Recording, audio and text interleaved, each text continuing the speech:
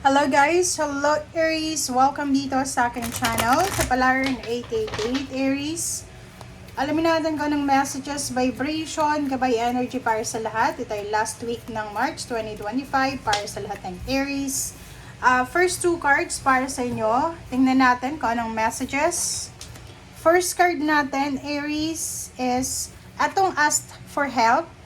Nasa reels ko to, nasa Kapalaran 888 Collective sa Facebook. And dito sa shorts sa YouTube. Tingnan nyo na lang. Ito yung message sa iyo ngayon ng spiritual helper Aries. Ask for help. Okay? Dito sinasabi na angels are celestial beings who protect everyone. So, dito sinasabi ng barahan na if you need assistance, if you need angelic assistance, protection, ask for help. Invoke angels, archangels, guides, and spiritual helpers if you need help. Next card natin is magical blessings. So, Aries, sinasabi sa'yo dito ng magical blessings na ano man ang pinagdadaanan mo sa ngayon, masaya ka man, malungkot man, anything na pinagdadaanan mo, you're being assisted by magical fairy blessing. So, sinasabi ng barahan na you will receive so much blessings, enormous blessings, huge blessings. And kung makikita mo yung mga spiritual helpers and guides mo, nagtutulong-tulong sila as a team para tulungan ka sa kung ano man na pinagdadaanan mo sa ngayon. Okay. Tingnan natin kung ano pa ba ang message para sa lahat ng Aries.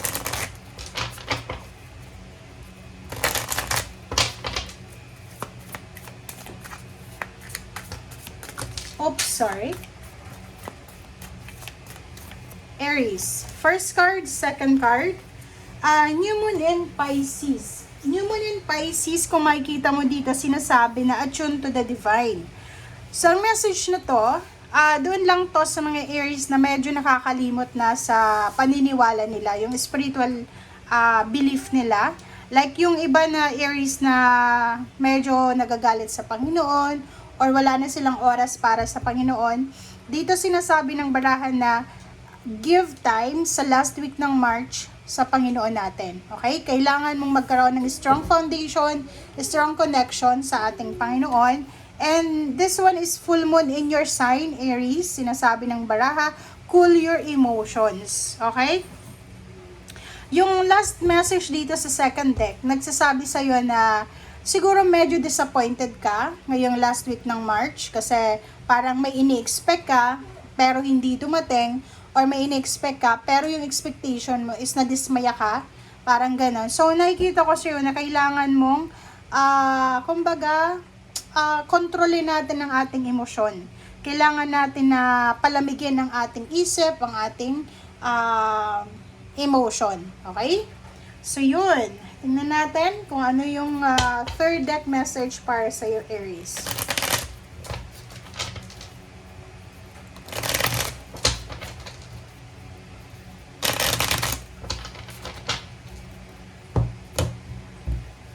Okay, Aries. First card natin is Palace of Wands. Palace of Wands is your sign to. First sign, Leo, Aries, Sagittarius. Dito sinasabi ng barahan na this last week ng March 2025, kinakailangan mo ng sobrang confidence sa sarili mo, sobrang faith sa sarili mo, Panginoon, sa mga tao na nagmamahal sa'yo. Okay? Next card is King of Wands. If you're working, if you have business, if you're busy with your personal things, nakikita ko sa'yo dito na sobra kang abala. Okay? Nakafocus ka sa priority mo. Wala kang oras para sa mga pagbabarkada, pag-celebrate, paglabas-labas, kasi ang nakikita ko na nakafocus ka sa ginagawa mo. Next card natin is meron dito na Aries na sobrang workaholic kasi gusto nilang makaipon ng pera, gusto nilang makuha kung ano yung financial success, financial freedom or gain na minamanifest nila. So, eto yung rason, 'di ba? Ang rason kung bakit ka workaholic, ang rason kung bakit nagmo-multitask ka kasi gusto mo na mahawakan yung lump sum of money or makuha mo yung financial gain talaga. And it's a confirmation na sinasabi na anuman itong pinagkakaabalahan mo ngayon, Aries, huwag kang mag-alala kasi ito ay magdadala sa'yo ng limpak-limpak na salapi. Okay? So, dito sinasabi ng 8 of Coins na lahat ng sinasacrifice mo ngayon, lahat ng pinagpapaguran, pinagpapawisan, ay posibleng magdala sa'yo ng pera. And at the same time, Aries, nakikita ko sa'yo dito na eto na yung simula na posibleng makapag-ipon ka ng pera. So, if you're, for example, first time mo dyan sa bansa na yan, or first time mo dyan sa company na yan, or dyan sa work na yan, sinasabi sa'yo ng 4 of Coins na posibleng eto na yung time para makapag-save ka ng pera. Okay? Next is Palace of Coins. So, Palace of Coins, Palace of Wands, nakikita ko na perfect yung linggong ito para sa'yo. Kasi unang-una, sobrang motivation, inspiration, determination ang mararamdaman mo. Next is sobrang successful, sobrang prosperous, abundant yung pakiramdam mo din.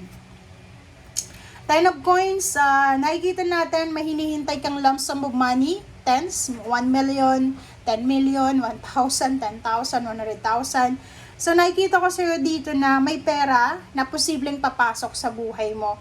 So, itong 10 of Coins is a financial gateway na mag-o-open sa'yo na ito yung kukumpleto ng kung halimbawa requirements. Halimbawa, umutang ka sa bangko.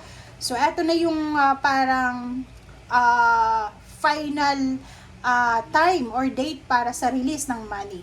Okay? Page of Cups, merong good news ka na matatanggap from your loved ones, from your relatives, from your friends, or from someone na talagang nagmamahal sa'yo. Okay. So, next card natin, nakikita ko sa'yo dito, may pinaglalaban ka dito diba?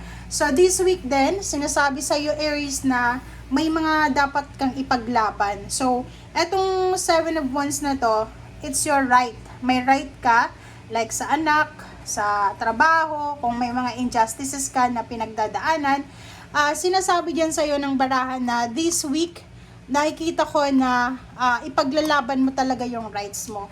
And anumang pinaglalaban mo na ito, it's either justice, may kaso ka ba, or kapamilya mo, or may mga injustices bang nangyari sa buhay mo, sinasabi wag kang mag-alala kahit maraming humadlang man yan, makukuha mo yung justice, magkakaroon ng progression, magkakaroon ng progression talaga, magkakaroon ng fulfillment, and nakikita ko travel, ihanda mo ang sarili mo dahil sa last week ng March, posibleng ikaw ay aalis, magta-travel, aalis ka dyan sa lugar na kinalalagyan mo sa ngayon. Okay, next card is Empress. Sa usaping love life, sa usaping pamilya, career, new business, good news, or anything, merong mga pagbabagong magaganap. So, unahin natin sa sarili mo. Bago yung mindset mo, bago yung mantra mo sa buhay, bago yung emotion mo, fresh yung paniniwala mo sa health, sa healing, sa spiritual, fresh yung paniniwala mo sa faith mo, and nakikita ko ang dami-daming fresh ideas na pwedeng i-execute mo ngayon na pwedeng magdala sa'yo in the future ng progress or ng harvest.